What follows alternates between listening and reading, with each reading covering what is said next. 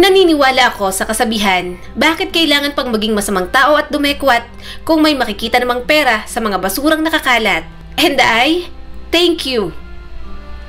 Parang beauty queen, nasabi ni Goldie. Tumawa ang batang si Benok sa mga sinabi niya. Hindi naman pinansin ni Goldie yon. Tuloy-tuloy siya sa pagkaway. Ginagaya ang mga kaway ng mga contestant sa beauty pageant ng kanilang barangay. Nanood kasi sila ni Benok kagabi at hindi niya makalimutan ang mga pagrampang ginawa ng mga kandidata. Ginawa niyang stage ang gabundok ng mga basura.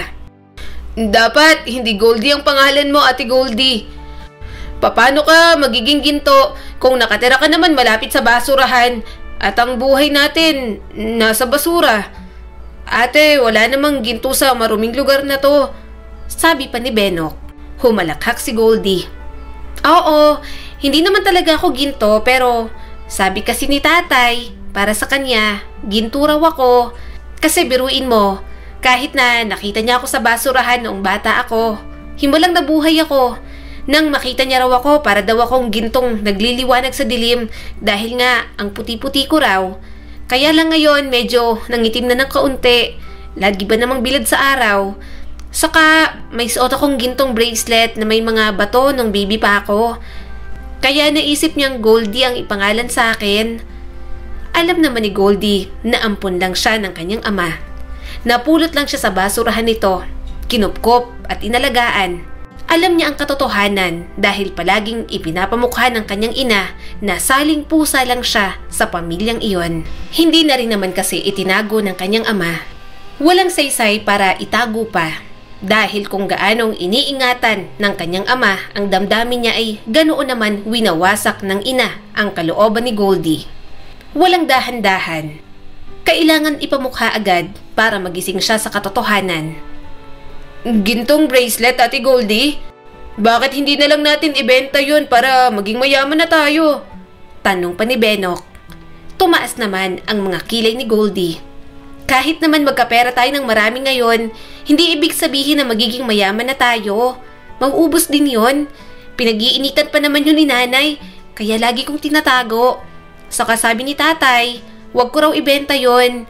Ang bracelet na lang daw ang susi para mahanap ko ang mga magulang ko.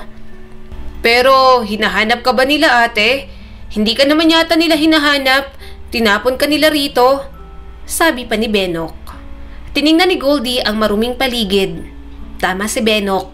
Baka nga tinapon siya roon. May bahagi na rin sa kanya ang hindi umaasa na mahanap ang tunay na mga magulang. 17 taong gulang na siya. Sobrang tagal na rin. At kung mahal man siya ng mga ito, hindi sana siya makikita sa basurahan ng kinilala niyang ama. Nagkibit balikat na lang si Goldie. Ewan ko, Benok, hindi ko rin alam. Pero mahanap ko man sila o hindi, parehong okay lang sa akin. May tatay Emil naman ako eh. Hindi niya ako pinababayaan kahit kailan. Saka mahal na mahal kaya ako noon, kaya hindi ko na kailangan ng totoo kong mga magulang. Humakbang palapit sa kanya si Benok. Pero, Ate Goldie, bakit kanila bibigyan ng gintong bracelet kung hindi ka mahalaga sa kanila? Kasi si nanay, tanda ko, gusto ko yung Blunarelo pero hindi niya mabili para sa akin kasi wala kaming pera. Alam kong gusto ni nanay na bigyan ako nun kasi alam kong mahal niya ako. Baka ang mga totoo mong magulang, Ate Goldie, ganun din. Baka naiwala ka lang nila. Parang sumasakit ang utak ni Goldie sa sinasabi ni Benok. Ay, ayoko nang isipin. Sumasama lang ang loob ko kapag iniisip kong iniwan nila ako rito. Kung ayaw nila sa akin, di wag. Okay lang naman kahit si Tatay Emil lang nasa tabi ko. Sapat na siya sa akin, Benok. Mag-aaral akong mabuti kahit pahinto-hinto, kahit hanggang high school lang. Gusto kong magkaroon ng trabaho. Kahit yung trabaho na sumasahod lang. Kapag may trabaho, may aasahang pera. Kaysa dito sa pamamasura natin, depende sa basurang nahanap natin ng kita. Pabalik-balik si Goldie sa pag-aaral dahil pinipilit niya lang talaga. Ayaw siyang pag-aralin ng kanyang ina pero sinusuportahan naman siya ni Tatay Emil. Yun nga lang, paandap-andap dahil laging walang baon o kaya laging walang pangtustos sa mga project sa school. Pero kahit ganoon, sinisikap niya pa rin ang makatapos. Grade 7 na naman siya at alam niyang kaya niya yon. Kahit mas madalas pa nga siyang pagtawanan dahil medyo matanda na pero grade 7 pa rin at laging inaasar na nakatira sa tambakan ng basura. Napakamot sa batok si Benok. Ate Goldie, oo sige mag-aral ka na lang. Mas okay yun kaysa gayahin mo ang mga kandidata kahapon. Maganda ka naman, pero hindi ka naman mukhang beauty queen. Mukha kang mabaho. Hindi lang mukha, mabaho talaga. Binato ni Goldie ng bote si Benok. Hoy, ang kapal ng mukha mo. Mas mabango pa ako sa'yo, no? Madumi lang ako kasi nandito tayo. Hintayin mo kapag nakaligo ako, mabango na ako ulit. Saka Benok, ako, marunong ako maghilod. Ikaw, naiipon na yung libag mo, hindi mo pa rin hinihilod. Kung hindi ko pa sasabihin, hindi mo pa gagawin. Kahit naman nasa basurahan sila, marunong naman maligo si Goldie. Madumi na nga ang paligid nila. Hindi niya pa ba lilinisin ang sarili? Baka pagalitan pa siya ni Tatay Emil. Isa pa, maarte pa naman si Nanay Cecil. Baka sa labas lang siya patulugin. Maarte pa naman at madaling mairita ang kanyang ina. Binuhat ni Goldie ang sako. Halika na Benok, bilisan na natin sa pangangalakal. Para makarami naman tayo at madala na natin kay Manong Borgo. Nagpatuloy sila sa pangangalakal ng mga basura sa tambakan. Hindi alintana ang halong-halong amoy sa paligid. Basta may maipon lang at maibenta mamaya. Nang sa tingin ni Goldie ay ayos na, inaya niyang bumaba si Benok. Halika na, parating na yung truck ng mga basura. Baka matambakan pa tayo rito, Benok. Imporma niya sa bata. Dali-dali naman silang bumaba. Nang makalapit sa kariton ni Goldie, nilapag niya agad ang sako nila. Magkatulong nilang itinulak yon patungo kay Mang Burgo. Sa dami nilang nakolekta, alam niyang kaunti lang ang kikitain nila roon.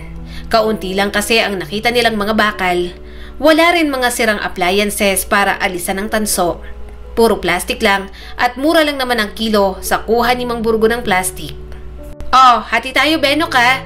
Mas marami ako nakuha pero 50-50 para may pambili ka ng gamot ng nanay mo. Sabi ni Goldie rito. Napangiti naman agad ang bata.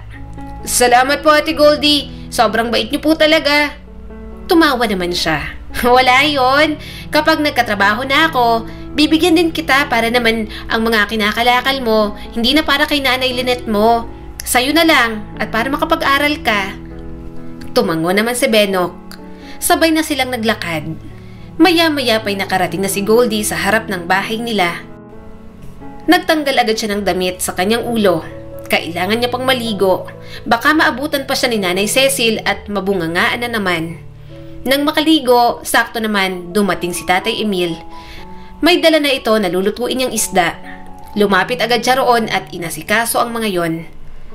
Mabuti naman po, masarap-sarap po ang ulam natin, Tay.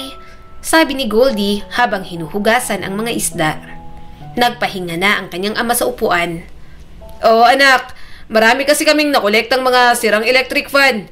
Umabot din ng 1 kilo yung tanso. May mga bakal pa. Saka may napuntahan kaming bahay. Nagkalas kami ng sira at lumang piano. Tumango naman siya. Mabuti kung ganoon dahil hindi na mangangalakal ang kanyang ama kinabukasan. Kapag nakarami kasi ito, ipinapahinga na lang sa susunod na araw. Medyo may edad na rin kasi, kaya nag-iingat na. Takot din naman sila sa ospital dahil wala silang pera para doon. Maya-maya, dumating na si Nanay Cecil kasama ang kapatid niyang si Gemma. Naiinggit si Goldie sa kanyang ate. Nakakapagtrabaho kasi ito sa bayan at 2,000 ang sahod kada linggo.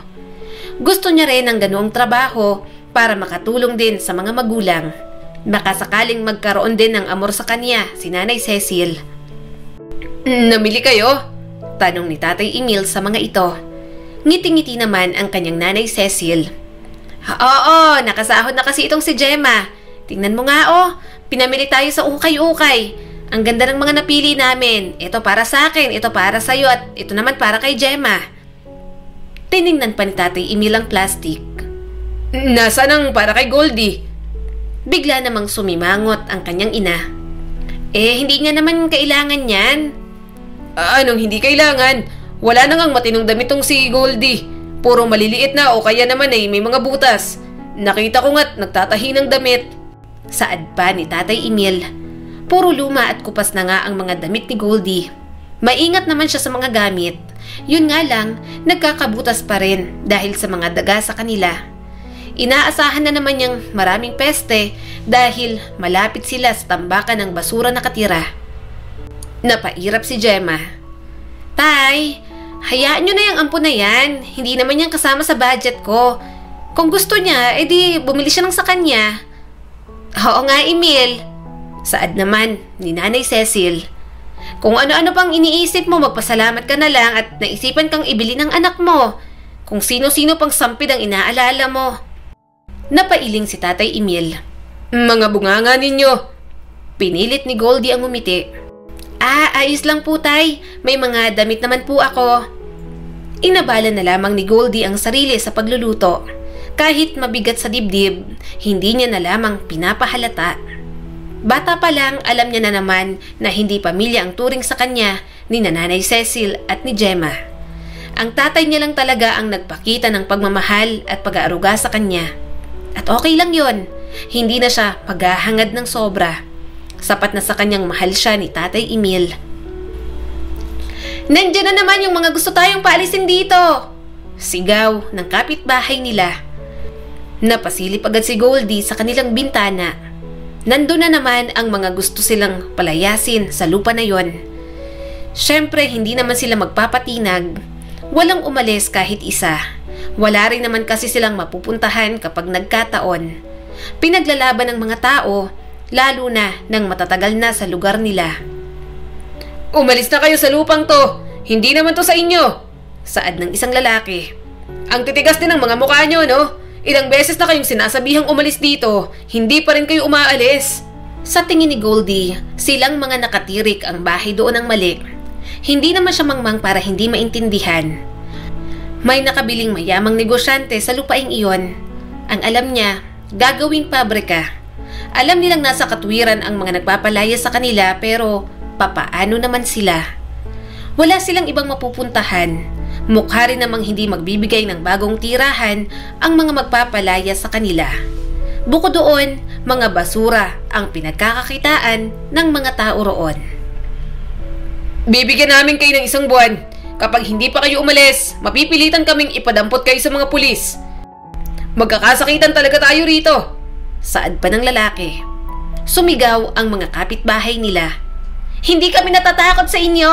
Matagal na kami sa lupain ito. Kaya wala kayong magagawa. Hindi nyo kami mapapaalis dito. Napabuntong hininga na lamang si Goldie. Magiging gulo na naman yon. Simula nang mabili ng iba ang lupa na yon, hindi na natahimik ang lugar nila. Palagi na lang may takot na mapaalis. Paano kapag tinuloy po nilang banta? Tanong ni Goldie sa kanyang ama. Iba na po yun kapag may mga pulis. Huminga ng malalim si Tatay Emil. Hindi ko rin alam. Kahit ako, wala rin maisip na solusyon. Ipinaglalaban ng mga kasama natin dito sa lugar natin pero kung tutuusin, wala naman nga talaga tayong karapatan dito. Nagsalita si Nanay Cecil. Abay, kahit na no, hindi naman pwedeng basta na lang tayong paalisin dito. Wala na tayong ibang matitirahan. Ipaglaban natin to kahit anong mangyari. Tiningnan niya ang kanyang mga magulang. Kahit batid niyang wala sa katwiran, ipaglalaban niya na lang din siguro. Mahirap na nga sila, hindi naman din siya papayag na mawalan pa ng tirahan. Kaya lang, papaano ipaglalaban kung wala naman silang kahit na anong hawak na alas? Kahit ayaw ni Goldie makakita ng rayot, nangyari na nga iyon sa kanila. Nanlaki ang mga mata ni Goldie nang makita si Nanay Cecil na nakikipaggit-gitan sa mga pulis. Hoy! Bitiwan yung nanay ko! Nasasaktan siya! Ano ba? Pinaghahampas ni Goldie ang mga pulis. Sobrang gulo na sa kanila. Nanlaki ang mga mata ni Goldie nang makitang ginigiba na ang kalahati ng bahay nila. Pati si Nanay Cecil at Gemma ay nagulat sa nakita. Parang awa nyo na! Tama na po! Malakas niyang sigaw. Pilit niyang pinipigilan ang mga ito pero ayaw magpaawat. Pumasok sila sa loob. Kinuha ang mga mahalagang gamit. Kinuha niya rin ang bracelet niya simula nung bata. Yakap ang mga gamit, hinanap niya si Tatay Emil. Hindi niya lang talaga makita.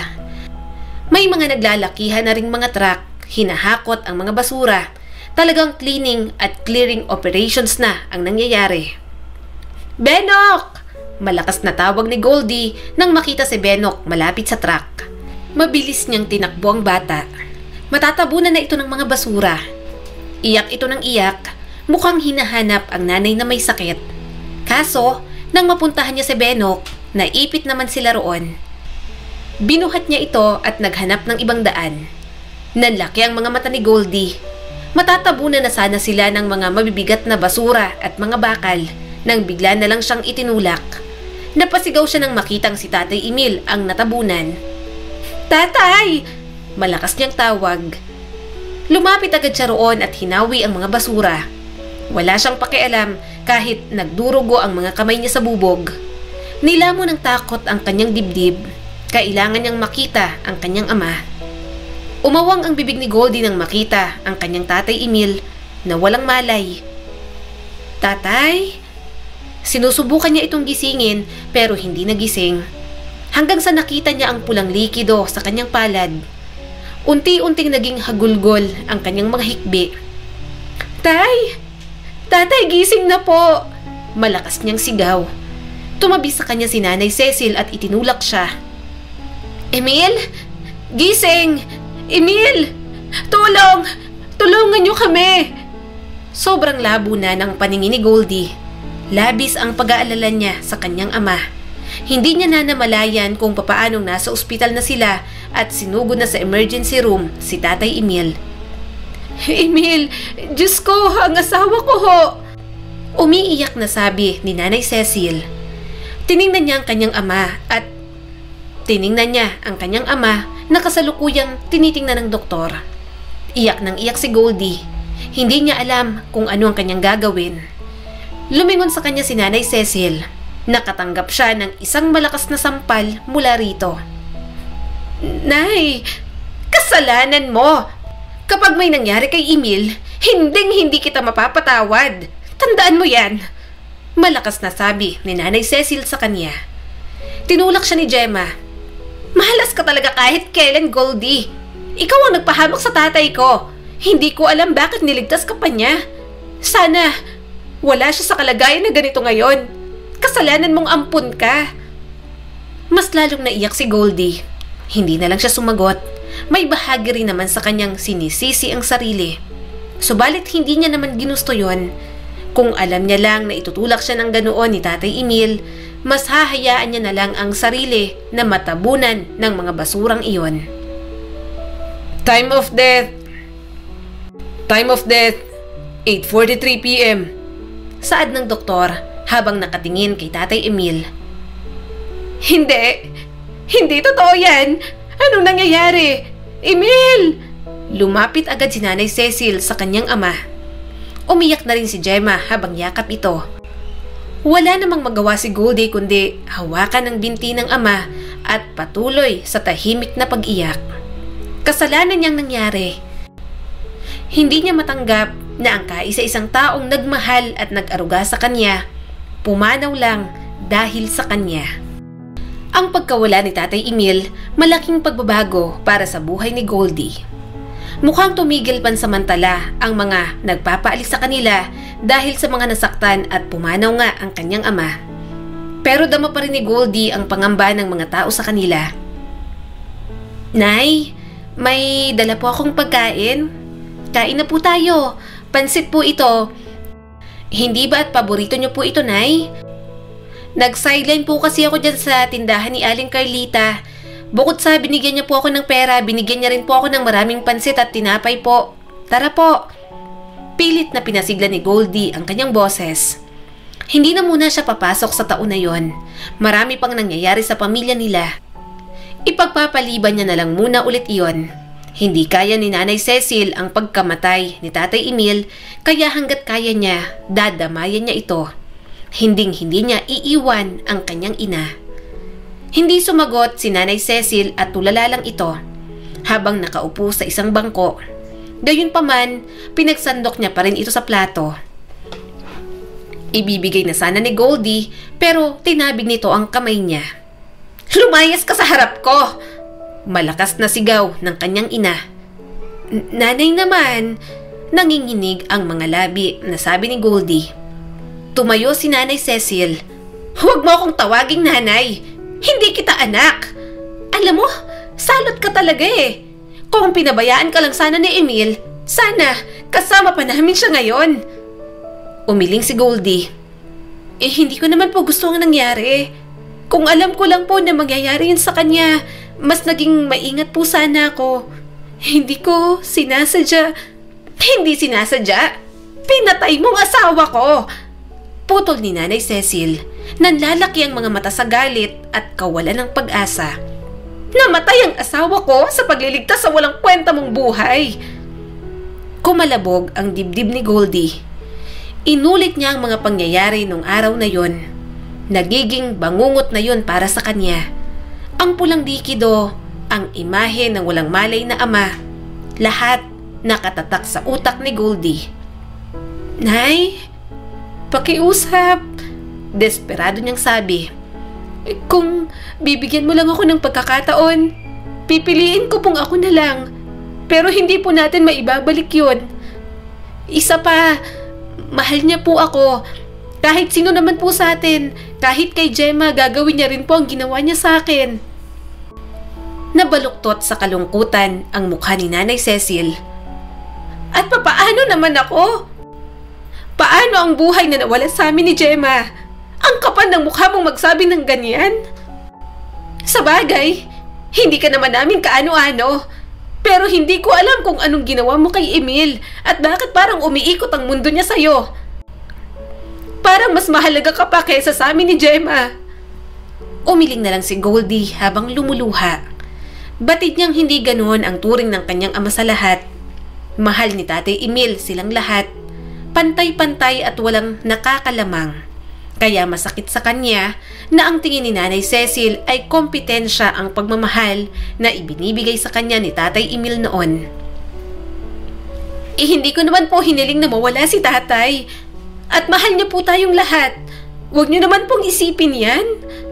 Tumulo na naman ang mga luha sa kanyang pisngi. Tumalikod si Nanay Cecil.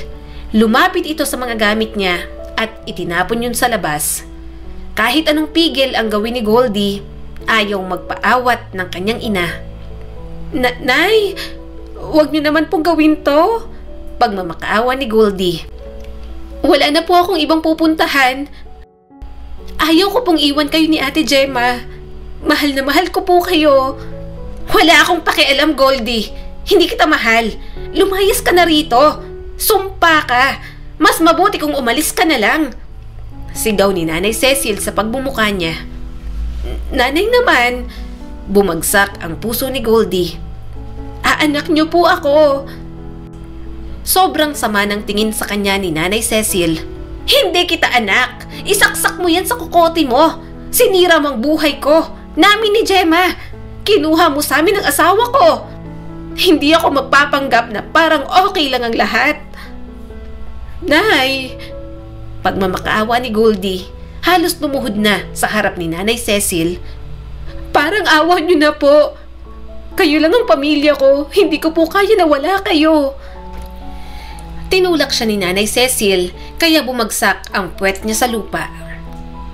"Ikaw ay isang paalaala kung ano ang nawala sa amin ni Gemma. Sa tuwing titingin ako sa'yo, nakikita ko ang kanyang sakripisyo para sa'yo at hindi ko matatanggap yun kahit kailan." "Ate Goldie," bulong sa kanya ni Benok at tinulungan siyang makatayo. Kinuha nito ang mga damit niya. "Hindi ko hiniling na iligtas niya ako. Hindi ko hiniling ang alinman dito. Hindi naman po pwedeng ako ang sisihin niyo sa nangyari kay Tatay." Umaalingaw-ngaw ang boses ni Goldie. Umiling si Nanay Cecil. "Kahit ano pang sabihin mo, hindi mababago ang tingin ko sa'yo. Ikaw ang salot at malas sa pamilya namin." Pumasok na muli si Nanay Cecil sa loob. Mahigpit siyang niyakap ni Benok. Napapikit si Goldie. Mahal na mahal niya si Nanay Cecil pero wala naman siyang halaga sa ginang. "Ate Goldie, sa amin ka na lang. Mabait ang nanay ko, hindi kanya palalayasin. Naluluhang sabi ni Benok habang kinukuha ang kanyang mga gamit. Habol ang hiningang kinuha ni Goldie ang mga yon. Bata pa talaga ang umaalalay sa kanya at pilit na nagpapatahan. Alam niyang ampun siya pero bakit kahit katiting walang pagmamahal sa kanya si Nanay Cecil. Kahit nung bata pa siya, hindi siya naging salbahe. Kahit palagi siyang inaaway ni Gemma, hindi siya nagreklamo. Walang ibang turing si Goldie sa dalawa kundi sarili niyang pamilya. Pero ngayong wala na si Tatay Emil, mas lalo lamang siyang nagising sa katotohanan ng iyon. Goldie, kumain ka muna, saad ng ina ni Benok. Pasinghap-singhap siya at pilit na pinapakalmang sarili. Maraming salamat po. Kahit sobrang sama ng loob ni Goldie, pinilit niya pa rin kumain. Gutom na siya, nasasayangan siya sa pansit. Hindi niya malang nakuha, sana ibinigay niya na lang pala kay Benok yon. Hinawakan ng nanay ni Benok ang kamay niya. Pwede ka rito sa amin pansamantala, Goldie. Habang hindi pa kami nakakaalis, dito ka muna sa amin.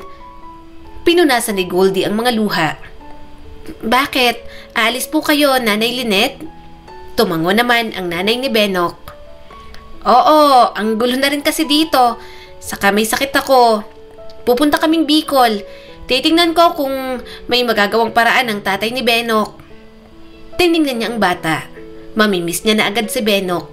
Para na rin naman kasing kapatid ang turing niya rito. Mas naging maganda pa nga ang pagsasama nila kaysa sa pagsasama nila ng kanyang ate Gemma. Huminga siya ng malalim. Habang kumakain, nag-iisip si Goldie ng dapat niyang gawin. Alam niyang kahit anong pilit niya kay Nanay Cecil, hindi na siya nito tatanggapin. Gayunpaman, umaasa pa rin siya. Kahit tinalikuran na siya ng mga ito, patuloy pa rin siyang hihingi ng kapatawaran at aasahan na mamahalin siya ni Nanay Cecil at ni Gemma. Pangako niya na rin kay Tatay Emil. Nagpatuloy si Goldie sa buhay. Hindi naman pwedeng tumigil ang mundo niya dahil lang hindi na siya matanggap ng pamilyang kinalakihan. Saka ayaw niyang sayangin ang sakripisyo ni Tatay Emil para lang mabuhay siya. Nanay, saan po kayo pupunta? Aalis po kayo ni Ate Gemma? Tanong ni Goldie nang makita niya si Nanay Cecil at Gemma na nag-iimpake ng mga gamit nito. Nakasilip lang siya sa bintana. Sigurado kasing palalayasin lang siya kapag nagtangka siyang pumasok. Kanina pa malalim ang iniisip ni Goldie. Mukhang aalis ang pamilya niya pero wala siyang ideya kung saan pupunta ang mga ito. Maya-maya ay lumabas na ang dalawa. Nay, saan po kayo pupunta? Pwede po bang sumama? May bahid ng takot na tanong ni Goldie. Tinulak siya ni Nanay Cecil. Pwede ba, Goldie? Tama na! Nakakairita ka na. Pinalayas na nga kita. Pakita ka pa rin ng pakita. Umalis na ang mga ito. Iniwan siyang umiiyak at walang magawa. Sobrang lungkot ni Goldie simula nang umalis ang pamilya niya. Mas naramdaman niyang nag-iisa na lang talaga siya. Pinabayaan na nga siya ng totoong mga magulang, pati minamahal niyang pamilya. Tuluyan na siyang iniwan. Nandiyan na yung may-ari ng lupa. Mukhang may magandang balitang hatid. Saad ng isa sa mga kapitbahay nila. Napatingin ang kapitbahay sa kanya. Oh, Goldie, nandito ka pala. Alam mo na ba, binayaran ng nanay at ang ate mo ng may-ari ng lupa dahil nga sa nangyari sa tatay ninyo ni Gemma. Kaya yon, nakaalis na rito. Natigilan si Goldie sa pagkain. Wala siyang ibang maramdaman kundi galit. Sa sobrang daming masasamang nangyari sa buhay ni Goldie, gusto niya na lang makahanap ng masisisi. Ang mga nanira naman talaga ng mga tirahan nila ang punot dulo ng lahat. Kung hindi sila ginulo ng mga ito, hindi mawawala ang tatay niya at hindi siya iiwan ng kanyang pamilya. Goldie, saan ka pupunta? Tanong ng nanay ni Benok nang tumayo siya. Pero tuloy-tuloy lang siya sa paglabas. Galit na galit si Goldie. Gustong-gusto niya ng manakit. Nasira ang lahat sa kanya dahil sa mga tao na nanggugulo sa kanila. Nang makarating doon, nakita ni Goldie ang isang babae. Nagsasalita sa harap ng mga kasama nila sa lugar na yon. Mukhang maamo ang mukha pero hindi na siya magpapadala. Malumanay ang boses ng ginang. Pasensya na po sa unang nangyari. Nagkaroon lamang ng hindi pagkakaintindihan. Nagkamali po ang tauhan namin. Hindi po namin intensyon na saktan kayo o basta na lang palayasin kayo. Gusto lang po namin makuha ang lupa namin pero ire-relocate naman po namin kayo. Papalitan po namin ang mas maayos na tirahan ng pamilya ninyo. Puro pasasalamat ang sinabi ng mga kasama niya. Kaya lang, wala nang pakialam si Goldie. Nilalamon na siya ng galit na nararamdaman. Dumakot siya ng putik. Walang pagdadalawang isip na isinampal niya sa mukha ng ginang ang putik na yon. Ma'am Alice! Natatarantang bulalas ng kasama nito. Hinawakan naman agad siya ng mga guard ni Alice. Nagpumigla si Goldie. Sobrang sama ng tingin niya sa ginang. Wala siyang pakialam anuman ang mangyari sa kanya. Okay ka lang, Alice? Tanong ng babae kay Alice at binigyan ng wet wipes. Tumango naman ito at pinilit maging kalmado. Oo, ayos lang ako. Kumunot ang noo ni Alice at tumingin sa kanya. Iha, bakit mo ginawa yon? Alam mo bang binibigyan ko na kayo ng magandang opsyon? Wala akong pakialam. Naluluha niyang bulalas. Kayo ang dahilan kung bakit nawalan ako ng pamilya. Napakasama niyo. Namatay ang tatay ko dahil sa inyo. Bumaha ang gulat sa mukha ni Alice. Ikaw yung anak ng naaksidente? Oo, ako. Nagpupamigla siya sa mga guards. Bitiwan niyo siya. Mahinahong utos ni Alice. Kasalanan mo! Dinuro ni Goldie si Alice. Kayong mayayaman? Tingin niyo sa aming mahihirap, mga kutong lupa, mga hampas lupa. Tao rin naman kami. May damdamin kami. Hindi porke nakakaangat kayo, ganito nang gagawin niyo sa amin. Bahagyang lumapit si Alice pero pinigilan ito ng mga kasama. Tingin na tingin sa kanya ang ginang, bakas ang awa. Pero hindi magpapadala si Goldie roon. Kasalanan ng mga ito kung bakit nagkanda leche-leche ang buhay niya. Sorry sa nangyari sa tatay mo. Gusto nitong hawakan siya pero umatras agad si Goldie. Hindi ko kailangan ng sorry mo. Marahas niyang pinunasan ang mga luha. Akala nyo, nadadaan nyo sa pera ang lahat? Ano, babayaran nyo na lang? May buhay na nawala. Umiling si Alice. Maniwala ka man o hindi, hindi ko ginusto yon. Oo, sa parte namin ang pagkakamali pero hindi ko ginustong may masaktan o mapahamak sa inyo. Pakinggan mo sana ako, Iha. Ayoko. Kumuyom ang mga kamao ni Goldie. Hindi ako makikinig sa'yo. Hindi nyo na mababagong isip ko. Kahit marami pang perang i-offer ninyo, hindi mababalik ang buhay na nawala sa akin. Ang pamilya na sinira ninyo. Umalis siya sa harap ng mga ito. Hangad ni Goldie na hindi niya na muling makita pa ang Alice na yon. Kapag nagtagpo pa ang landas nila, mas lalo lamang mabubuhay ang galit sa puso ni Goldie. Nagkaroon na nga ng relocation ang mga tao sa lugar nila. Kahit binigyan pa si Goldie ng pera, hindi niya yun tinanggap. Kahit tumirik ang mga mata niya sa gutom, wala na siyang pakialam. Pride na lang niya ang natitira sa kanya at hindi niya yun tatanggalin sa kanyang sarili. Mag-iingat ka, Benok, ha? Huwag mo masyadong pahihirapan ng nanay mo doon. Mahaba yata ang biyahe nyo. Bilin pa ni Goldie. Tumango naman si Benok. Oo naman, Ate Goldie. Kapag malaki na ako, hahanapin kita at pakakasalan. Ako nang magiging asawa at pamilya mo. Hindi ka naiiyak. Kahit hindi ka sobrang ganda, Ate Goldie. Mahal na mahal kita. Kinutongan niya naman agad si Benok. Sira ulo. Ang laki ng problema mo sa kagandahan ko, no? Baliw ka ba? Ang bata-bata mo pa eh. Saka kapag matanda ka na, gurang na ako nun. Hindi tayo bagay. Hindi ako pumapatol sa bata. Bahagyang tumawa ang nanay ni Benok. Pagpasensyahan mo na, Goldie. Nalulungkot kasi tong anak ko kapag nakikita kang malungkot. Sana ngayong aalis na kami, maging okay ka lang dito. Tumango naman si Goldie. Opo naman, huwag niyo po akong alalahanin. Mukha lang naman po akong mahina pero kaya ko po ang sarili ko. Hinaplos ng nanay ni Benok ang mukha niya. Alam ko lahat ng pinagdaanan mo, Goldie. Gusto kong malaman mo na para sa akin, Itinuturing na rin kitang parang anak ko. Ingatan mong sarili mo ha.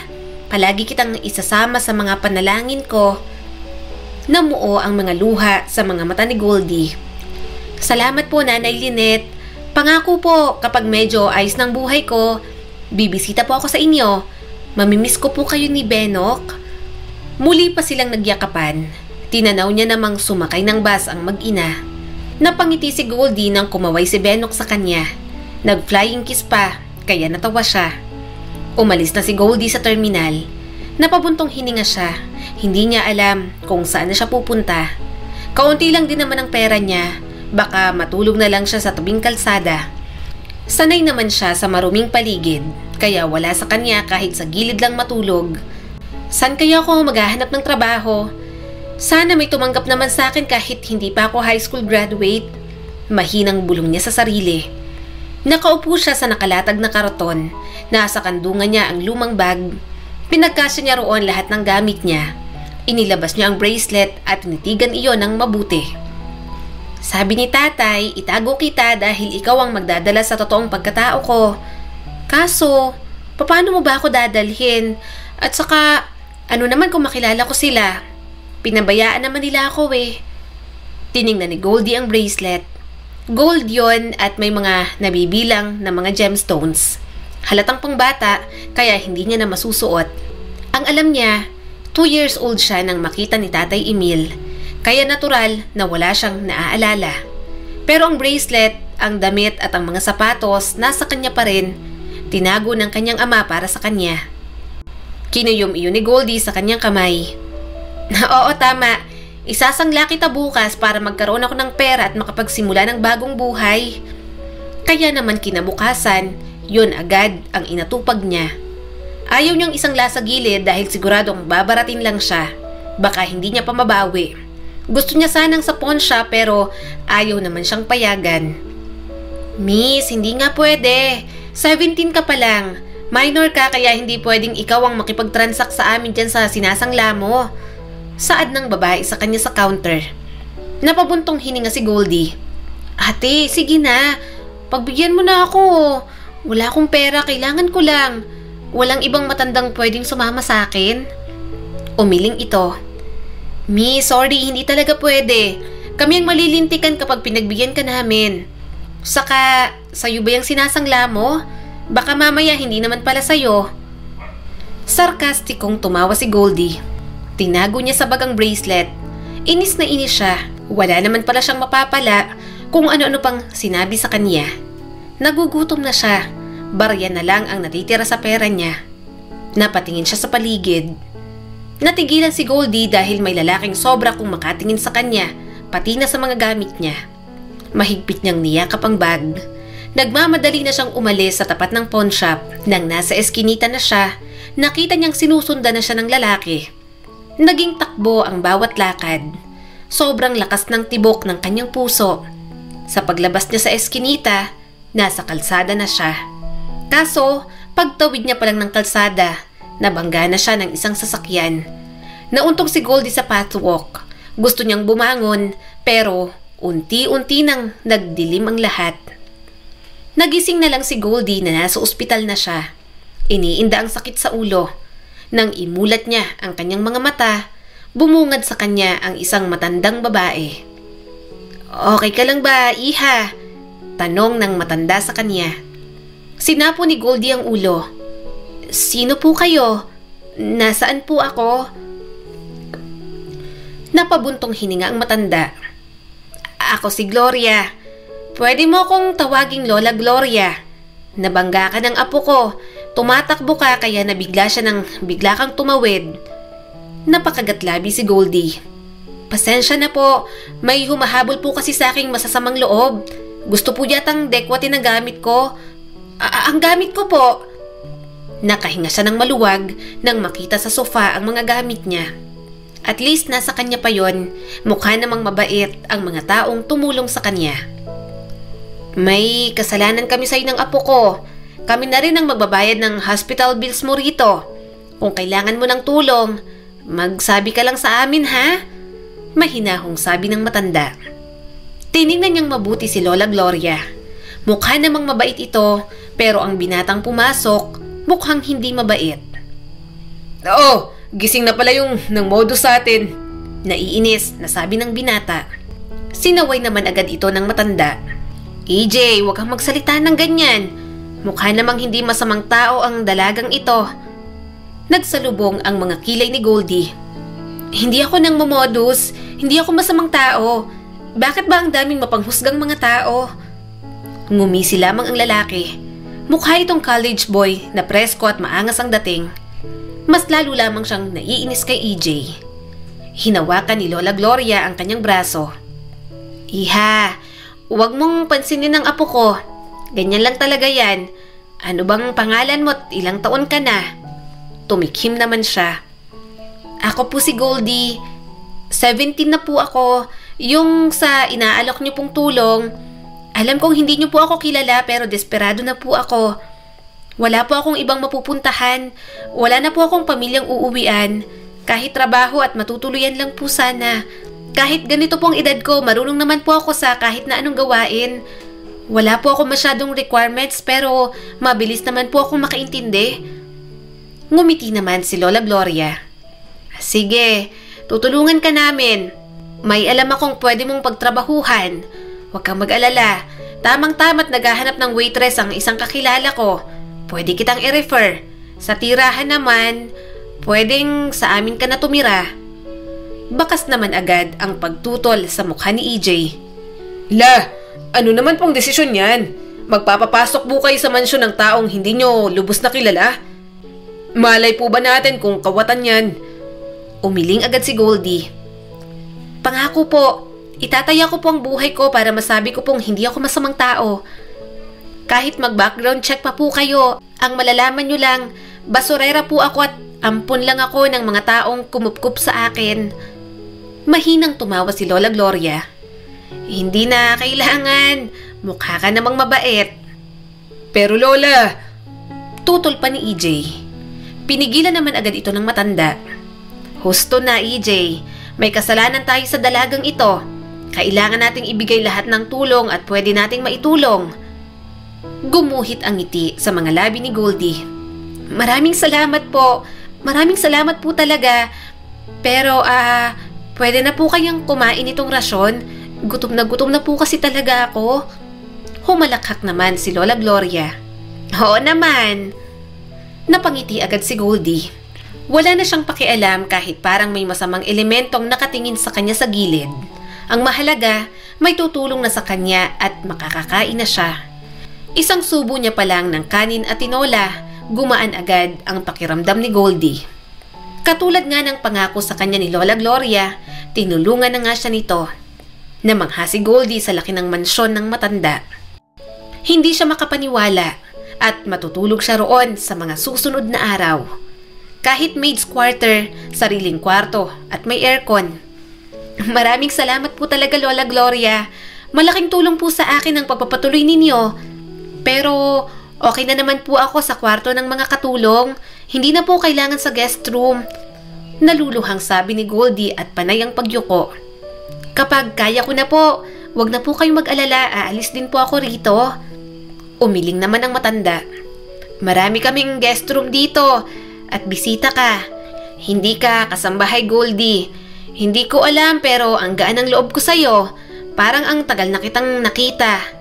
Para bang apo kita. Napangiti si Goldie. Salamat po, sobrang bait niyo po talaga Lola Gloria. Hindi po kayo katulad ng ibang alam ko na mayayaman. Hindi po kayo matapobre at mapanghusga na tao. Sana po dumami pa ang katulad po ninyo. Inayos ni Lola Gloria ang buhok niya. Pwede kang manatili dito hanggat gusto mo. Walang problema sa akin. Masaya akong may tao rito bukod sa amin ng apo ko at ng mga katulong. Tumango naman siya agad. Nang makalabas ang matanda, mabilis na nagdive si Goldie sa kama. Halos lumubog ang katawan niya sa sobrang lambot. Tiningnan niya ng mabuti ang kisame.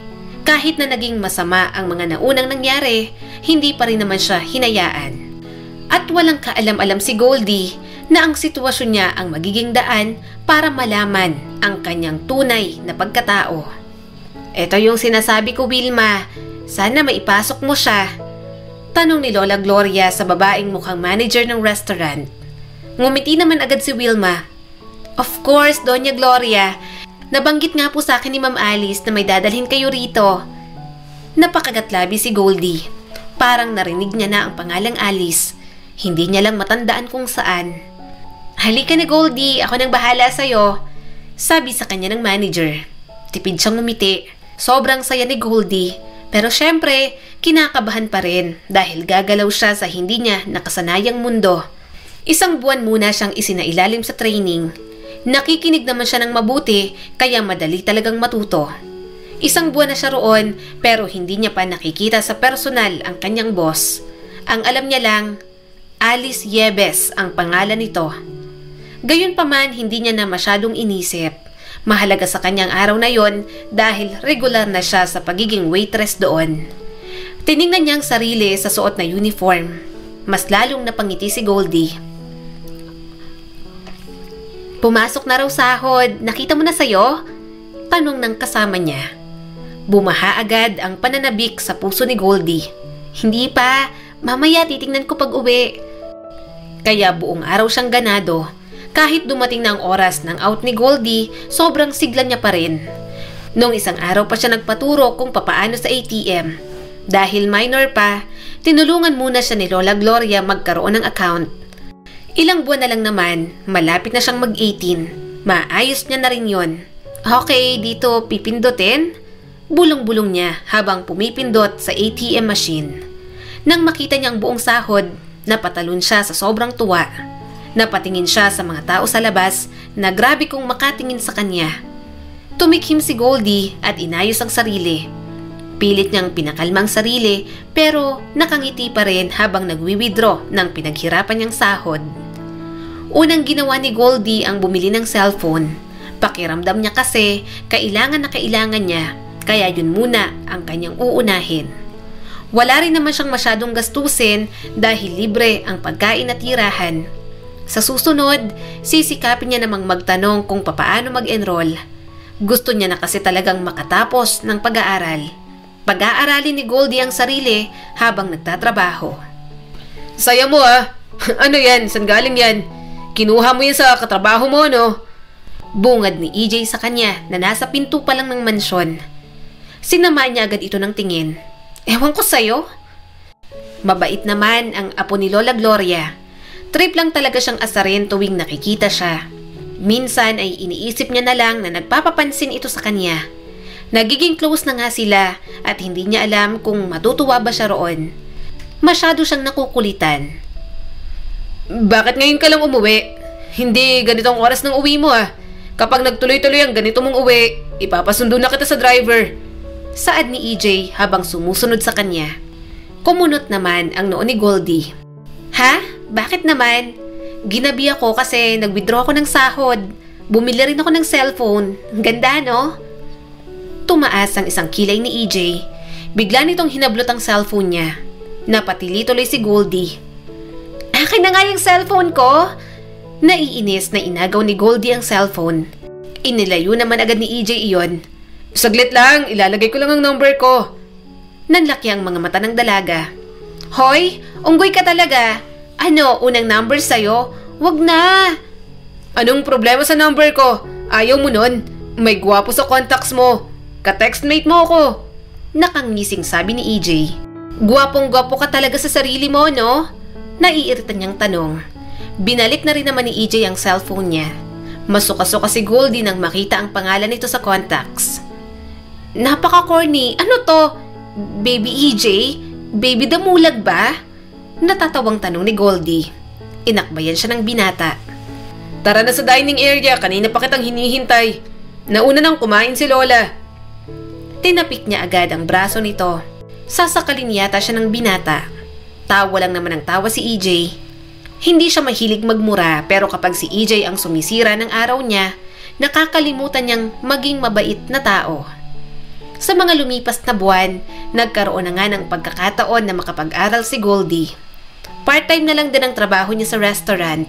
Mabuti na nga lang at sinusundo na siya ni EJ. Hindi na siya naiipit sa traffic at nakikipagsiksikan kapag rush hour. Mas naging malapit din naman sila ng binata. Kahit mas madalas siyang asarin at sungitan, nasanay na lang talaga si Goldie.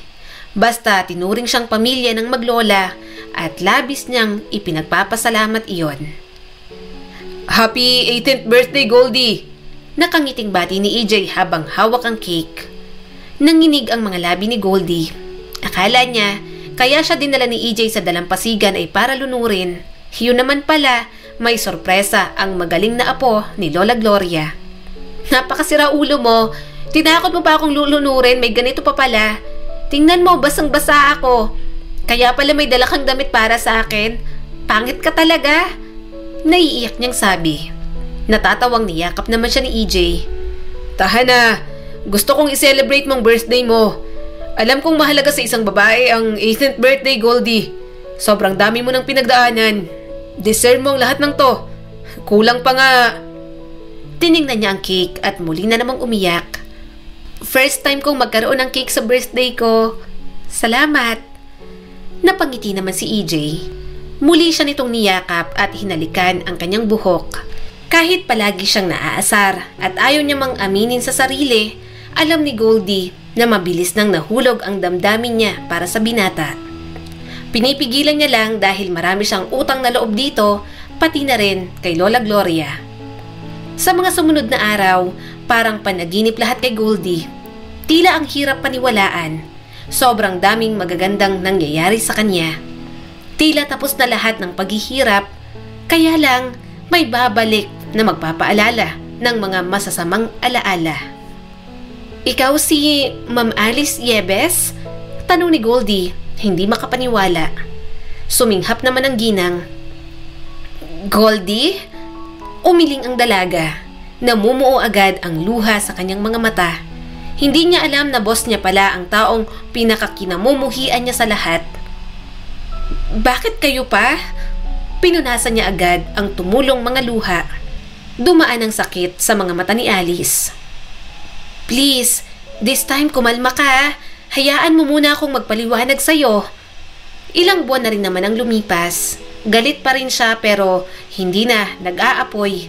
Kaya kaya niya nang kumalma. Kaya nang gusto nitong makipag-usap, pinaunlakan niya agad. Hanggang ngayon, humihingi pa rin ako ng tawad sa'yo, Goldie. May bahid ng lungkot na sabi ni Alice. Hindi nagsalita si Goldie. Halo-halong emosyon ang kanyang nararamdaman. Kapag nagsalita siya, siguradong bubuga lamang siya ng masasamang salita. Hindi niya pwedeng gawin yon dahil amo niya pa rin ang ginang. Nagpatuloy sa pagpapaliwanag si Alice.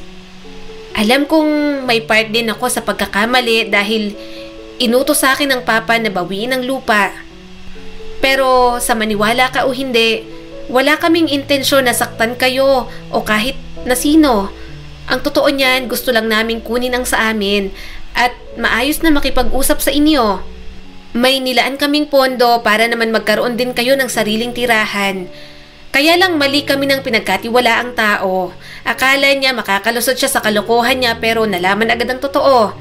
Ang pondo na binigay namin ng papa para sa inyo, ibinulsa niya. Kaya nga nang malaman namin yon, ako na mismong umayos. Doon tayo nagkita, Goldie. Tumulo ang mga luha niya. Kahit masama pa rin ang kanyang kalooban, alam ni Goldie na tatanggapin niya pa rin ang dahilan na yon.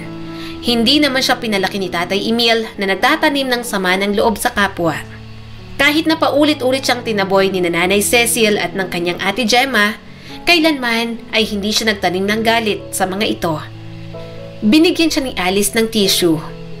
Sorry po ha, pasensya na po kayo dahil sinaktan ko kayo. Sobrang galit na galit po ako noon, namatay po si tatay at galit po sa akin ang nanay at kapatid ko. Gusto ko pong may umako ng lahat. Kahit pakiramdam ko po, ako naman po talagang may kasalanan. Umiling si Alice. Wala kang kasalanan, iha. Napahikbi na si Goldie at bahagyang tumango. Kapag naaalala niya talaga ang pamilya, hindi niya mapigilan ang kanyang emosyon. Kaya nang niyakap siya ni Alice, tila nakaramdam siya ng tahanan sa kanyang puso. Kahit paano, simula ng pag-uusap na yon, naging maayos na ang ugnayan nila ni Alice. Napagtanto niyang mabait naman talaga ito, kaya hindi na siya nagtataka kung family friend nito si Lola Gloria. Gown? Para saan, EJ? Saan tayo pupunta? Tanong ni Goldie. Tipid nang ngumiti ang binata. Pupunta tayo sa isang birthday party. It's a debut actually. Anak ni Tita Alice, si Diana. Isasama ka namin ni Lola. Inimbitahan ka rin naman niya eh. Yan din ang magiging gown mo. Gumuhit ang ngiti sa mga labi ni Goldie. Salamat dito, sobrang ganda. Ngayon lang ako makakapagsuot ng ganito. Humalakak naman si EJ. Magiging maganda lamang yan sa paningin ko kapag suot mo na, Goldie. Kaya sige na, maghanda ka na. Pumunta ka na sa kwarto ni Lola. Nandun ang makeup artist. Sobrang tuwang-tuwa si Goldie. Wala nang paglagyan ang sayang kanyang nararamdaman. Mas lalo pa siyang nakaramdam ng kagalakan nang makita ang itsura niya sa salamin. Tila kay layo ng buhay niya sa dating basurera na si Goldie. Hindi na siya prinsesa sa basurahan, kundi prinsesa sa binubuo niyang magandang buhay para sa sarili. Napailing si EJ at natawa. Sobrang ganda! Huwag na tayong dumalo, baka may ibang mag-aya pa ng sayaw-sayo. Mahina na lang tumawa ang dalaga. Pagdating sa party, hindi na siya nagtaka sa pagiging enggrande. Mayaman naman talaga ang mga yebes. Hindi siya sanay sa ganoong mundo, kaya pinapakapit na lamang siya ni EJ sa braso nito. At nang bumaba ang anak ni Alice na si Diana, mas lalo siyang namangha. Ito talaga ang tunay na prinsesa sa gabing iyon. Napangiti si Goldie, namamangha sa lahat ng mayroon si Diana. Nagsimula na rin naman ang party.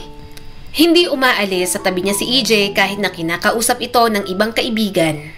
Tinulak niya na nga pero dikit pa rin ang dikit sa kanya. Hanggang sa lumapit na si Diana kay EJ.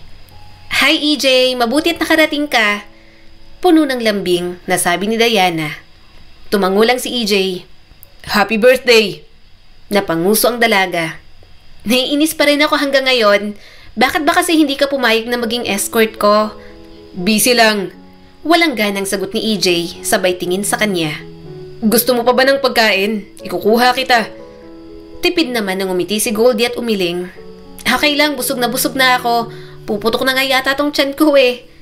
Mahinang tumawa si EJ at napakagatlabi pa. Baka pagod ka na. EJ?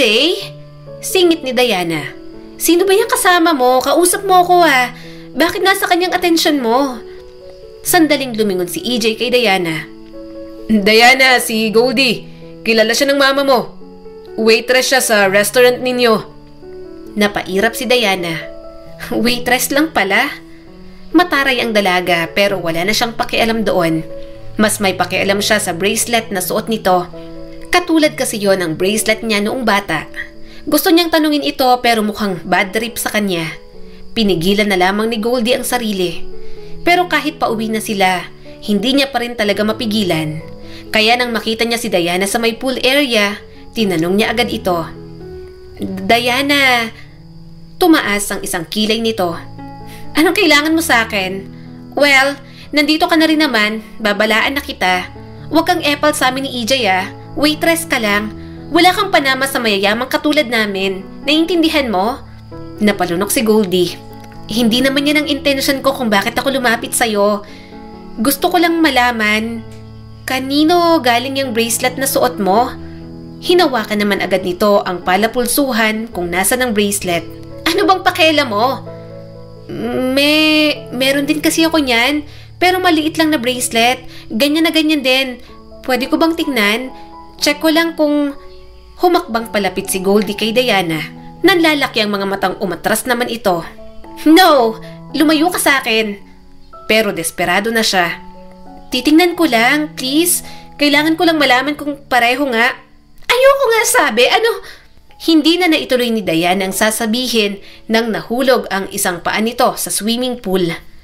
Hihigitin sana ni Goldie ang dalaga pero dahil sa bigat ng gown, napasama na siya sa pagbagsak nito. Aahon na sana si Goldie pero bigla siyang sinakal ni Diana. Nagpumigla siya. Hindi siya makahinga ng maayos. Tiningnan niya ang masamang tingin sa kanya ni Diana. Mabuti na lang at may humila sa kanya. Ubong-ubo siya nang iahon ni EJ. Inahon rin ng ibang waitress si Diana. Okay ka lang? Nag-aalalang tanong ni EJ. Habol niyang hininga at umiiling. Si Diana, Sinakal ako ni Diana. Kumunot ang noo ni EJ. Ano? Bigla namang sumigaw si Diana. Hindi totoo yan. Ikaw ang gumawa sa akin noon. Tinulak mo nga ako sa pool. Mama! Sumbong ni Diana kay Alice. Ano bang ginagawa ng babaeng yan dito? Mama, sinaktan niya ako. Tinulungan siyang tumayo ni EJ. Hindi po totoo yan, Ma'am Alice. Siya na lang po tong biglang nataranta at sinaktan ako. Gusto ko lang naman pong makita yung bracelet na suot niya kasi meron din po akong ganyan. Shut up! Malakas na sigaw ni Diana. Ialis niyo ng babaeng to. Gumagawa siya ng eksena dito. Unti-unti niyang nakuha ang atensyon ni Alice. Teka, bracelet? May katulad ka ng bracelet na to? Paanong mayroon ka nito? Ako lang at ang anak ko ang meron nito. Nawawala lang ang kay Diana. Tumango si Goldie. Opo, mas maliit kesa dyan. Nasa akin na po yun simula bata pa lang po ako. Mama! Umiiyak na sigaw ni Diana. Ano ba? Bakit mo ba pinapakinggan ng babaeng yan? Ako ang anak mo rito. Huminga ng malalim si Alice at tumingin kay EJ. Please, umalis na muna kayo rito. Pakiramdam ni Goldie, malapit na siya sa katotohanan. Pero madamot na naman si Diana. Pero nang makauwi sila, tinanong agad siya ni Lola Gloria sa nangyari. Doon niya na sinabi ang lahat. Ipinakita niya rin ang bracelet na hawak, ang damit at sapatos na suot niya nang mawala siya. Napasinghap si Lola Gloria at tiningnan siya ng mabuti. Diyos ko, mukhang ikaw nga ang apo ni Guillermo. Nakita ko pa lang sa'yo, may hawig ka na sa mama ni Alice. Matalik kaming magkaibigan kaya alam na alam ko. Bumaha agad ang kaba sa dibdib ni Goldie. Posible nga kayang anak siya ni Alice Yebes? Ang hirap paniwalaan pero para silang pinaglalaruan ng tadhana. Tiningnan siyang mabuti ni EJ. Kung si Goldie ang nawawalang anak ni Tita Alice na si Diana, sino ngayon itong si Diana na nasa kanila? Yun din ang hindi niya alam. Ayaw niya nang masyado pang isipin. Ang kailangan niya lang malaman kung sino ang totoo niyang mga magulang at kung bakit inabandon na lamang siya ng ganoon. Kaya kinabukasan, sinamahan agad siya ni na EJ at Lola Gloria sa mansyon ng mga Yebes. Pinakita niya agad kay Alice ang mga gamit, ang palatandaan na baka siya nga si Diana. Unti-unting tumulo ang mga luha ni Alice. Sa'yo ba? Sa'yo ba talagang lahat ng ito? Tumango naman si Goldie. Hinawakan ni Lola Gloria ang kamay ni Alice. Maniwala ka, Alice. Malaki ang posibilidad na si Goldie ang anak mo. Kamukha siya ng mama ng asawa mo, Alice. Hawig na hawig kaya maaaring siya nga si Diana. Gulong-gulo na si Alice pero bakas na rin ang galit sa mukha nito. Pinatawag ng ginang si Diana. Pagpasok pa lang ng dalaga, halata na ang takot sa mukha nito. Mama? Dinuro ni Alice si Diana. Huwag mo akong matawag na mama. Ikaw ba talaga si Diana? Magsabi ka ng totoo. Tuloy-tuloy na bumagsak ang mga luha nito. Sorry po. Inutusan lang po ako. Sorry po. Sasabihin ko po lahat ng nalalaman ko basta ayoko lang pong mabilanggo. Mas lalong nagalit si Alice. Sinong nag-utos sa'yo? Napapikit ang dalaga. Si Tita Ria po, ang sister-in-law niyo po. Siya rin po ang may dahilan kung bakit nawala ang totoong Diana. Inutos niya po kay Emil na wakasan po ang buhay ni Diana para mawalan na po ng tagapagmana si Lolo. Nangangailangan po ng pera si Emil dati para sa pagpapagamot ng anak niya. Hindi po namin alam na binuhay pala ng Emil na yun ng totoong Diana kaya nakampante po kami. Bumagsak ang mga luha ni Goldie. Ang taong itinuring niyang ama may mabigat pala na kasalanan din sa kanya. Ni hindi man lang nito sinabi sa kanya ang katotohanan. Mahigpit siyang niyakap ni EJ. Hindi niya kinakaya ang mga nalalaman. Parang lahat na lang sa buhay niya puro kasinungalingan. Pero hindi na magawang magalit ng sobra kay Tatay Emil. Binuhay at inalagaan pa rin naman siya nito. Pinilit pa rin itong ingatan ang katotohanan para ihatid siya sa tunay niyang pagkatao. Malakas na sinampal ni Alice si Diana. Mga walang hiya kayo! Maraming taon akong nangulila sa anak ko. Nagawa niyo pa akong lokohin? Binalak niyo pang gawa ng masama ang anak ko. Naghirap ang anak ko. ang Diana ko dahil sa kasakiman ninyo. Magbabayad kayo sa ginawa nyo kay Goldie. Simula ng araw na yon, inayos na nga ang kaso laban kay Rhea na siya ang punot dulo ng lahat. Pinalayas naman sa mansyon si Diana na Ana naman pala ang totoong pangalan. Binawi naman nila ni Alice ang mga nawawalang taon na hindi sila magkasama. Gumawa sila ng mga bagong alaala. EJ, ayoko munang manligaw ka sa Goldie ko. Gusto ko munang makatapos siya ng pag-aaral. Sana mahintay mo. Nakangiting sabi ni Alice. Mahina namang tumawa si Goldie. Makakapaghintay kaya ang isang EJ? Hindi pa naman mahaba ang pasensya ng binata. Tinapik ni Lola Gloria ang balikat nito. Huwag kang mag-alala. Gagawa ko ng paraan para kayo ang maipakasal. Umiling naman si EJ. Handa po akong maghintay kay Goldie kahit gaano pa katagal. Mas lalong napangiti ang dalaga. Dumantay siya sa balikat ni Alice. Sa wakas, nasa piling na siya ng totoong pamilya. Hindi niya na kailangang magmakaawa sa ibang tao para lang mahalin. Sa piling ng kanyang ina, alam ni Goldie na sobra pa ang matatanggap niyang kalinga at pag-ibig. At yon ang labis na kanyang ipinagpapasalamat sa poong may kapal.